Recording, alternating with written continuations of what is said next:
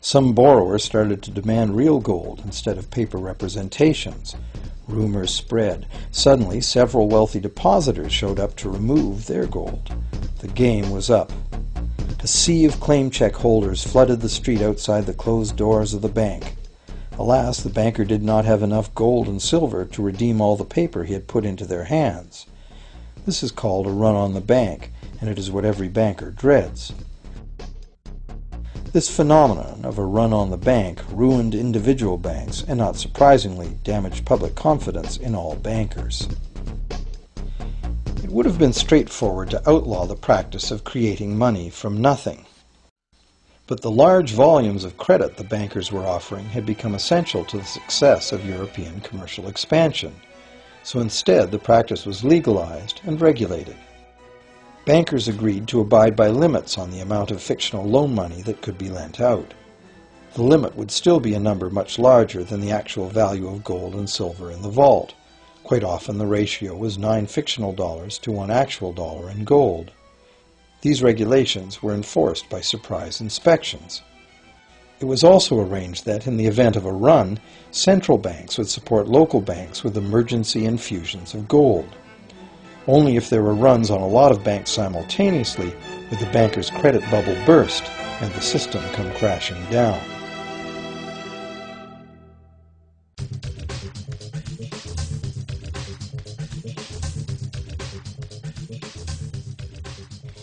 Over the years, the fractional reserve system and its integrated network of banks backed by a central bank has become the dominant money system of the world. At the same time, the fraction of gold backing the debt money has steadily shrunk to nothing. The basic nature of money has changed. In the past, a paper dollar was actually a receipt that could be redeemed for a fixed weight of gold or silver. In the present, a paper or digital dollar can only be redeemed for another paper or digital dollar. In the past, privately created bank credit existed only in the form of private banknotes, which people had the choice to refuse, just as we have the choice to refuse someone's private check today. In the present, privately created bank credit is legally convertible to government-issued fiat currency, the dollars, loonies, and pounds we habitually think of as money.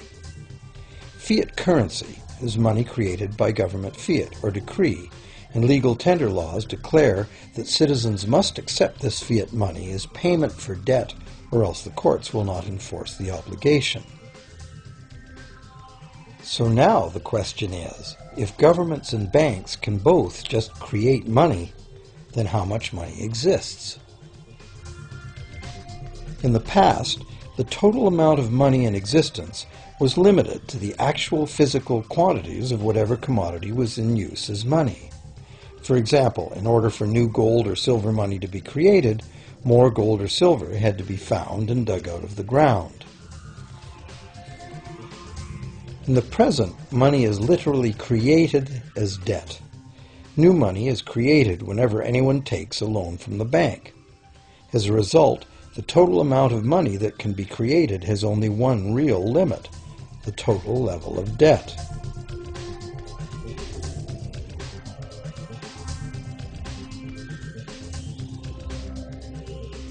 Governments place an additional statutory limit on the creation of new money by enforcing rules known as fractional reserve requirements. Essentially arbitrary, fractional reserve requirements vary from country to country and from time to time.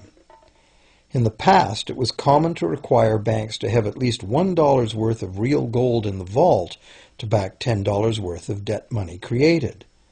Today, reserve requirement ratios no longer apply to the ratio of new money to gold on deposit, but merely to the ratio of new debt money to existing debt money on deposit in the bank.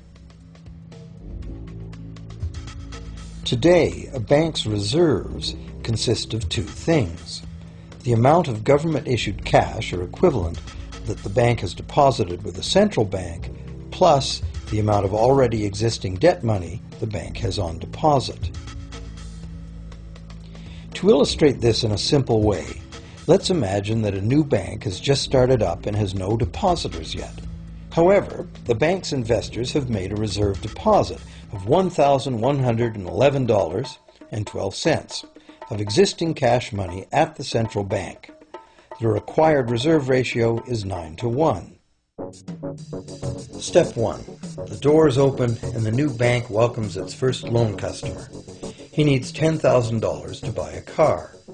At the 9-to-1 reserve ratio, the new bank's reserve at the central bank, also known as high-powered money, allows it to legally conjure into existence 9 times that amount, or $10,000, on the basis of the borrower's pledge of debt.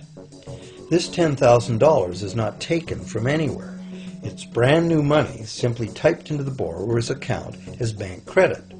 The borrower then writes a check on that bank credit to buy the used car. Step 2.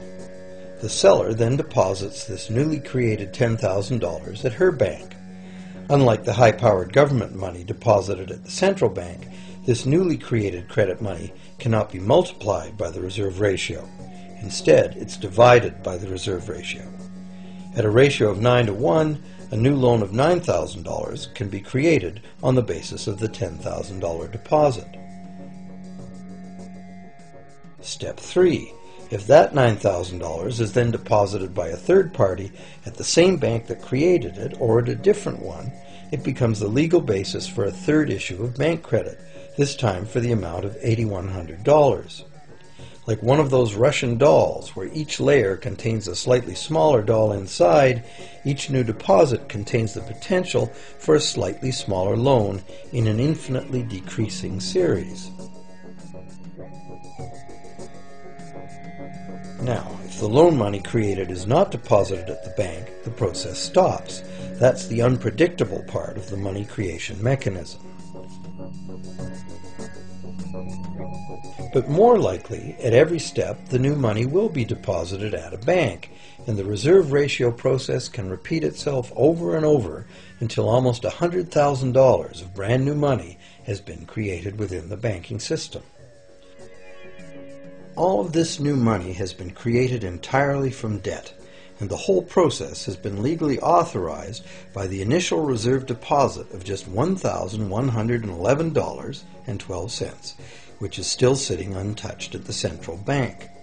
What's more, under this ingenious system, the books of each bank in the chain must show that the bank has 10% more on deposit than it has out on loan.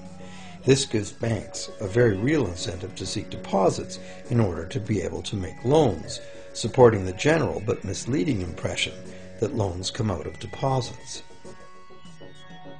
Now, unless all the successive loans are deposited at the same bank, it cannot be said that any one bank got to multiply its initial high-powered money reserve almost 90 times by issuing bank credit out of nothing. However, the banking system is a closed loop. Bank credit created at one bank becomes a deposit in another, and vice versa. In a theoretical world of perfectly equal exchanges, the ultimate effect would be exactly the same as if the whole process took place within one bank. That is, the bank's initial central bank reserve of a little over $1,100 allows it to ultimately collect interest on up to $100,000 the bank never had.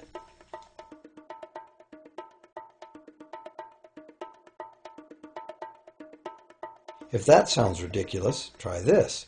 In recent